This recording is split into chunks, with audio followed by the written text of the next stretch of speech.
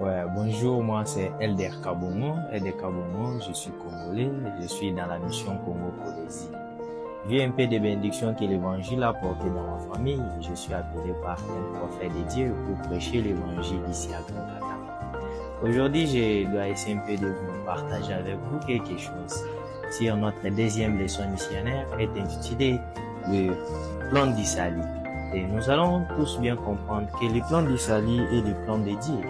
Et je vais essayer un peu de synthétiser deux mots ici. Le plan, quand quelqu'un, avant de faire quelque chose, et premièrement, il doit faire un plan pour donner une maçon pour construire la maison.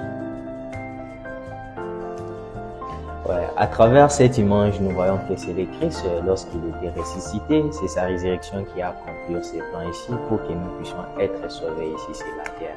Ce qui est vraiment très important dans cette leçon, c'est que nous nous appelons l'expiation de Jésus-Christ. Quand on parle de l'expiation de Jésus-Christ, nous voyons la souffrance, la mort jusqu'à la résurrection de Christ. Et dans cette leçon, il y a trois questions qui nous posent souvent. On se pose des questions dans la vie. D'où est-ce que je viens? D'où est-ce que je viens? Nous allons bien comprendre après notre vie. On était où? Notre vie a commencé. Est-ce que réellement notre vie a commencé dans le ventre de notre maman ou bien des jours de notre naissance? Deuxième question, quelle est notre vie ici sur la terre?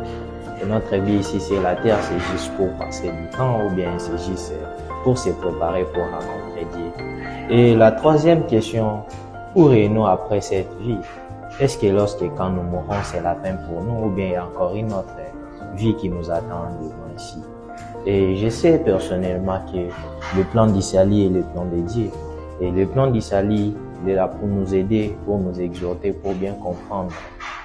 Quand nous mourrons, il y a encore une autre vie pour aller retourner vivre avec notre Père Céleste. Et je sais personnellement que l'église de Jésus-Christ des saints des derniers jours, c'est l'église du Christ.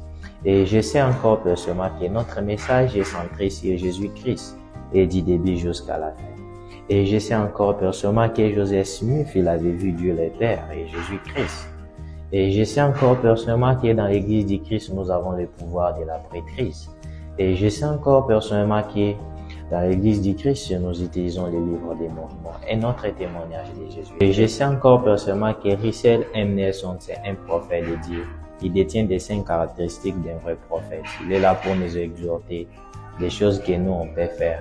Et il nous a bien exhorté dans ses discours de penser de manière céleste, de tout ce que nous, on va faire, de penser toujours de manière céleste. Si nous allons faire de cela, et le Seigneur va toujours nous aider. Il y a toujours des grandes bénédictions que le Seigneur va toujours nous aider. Au nom de Jésus-Christ, Amen.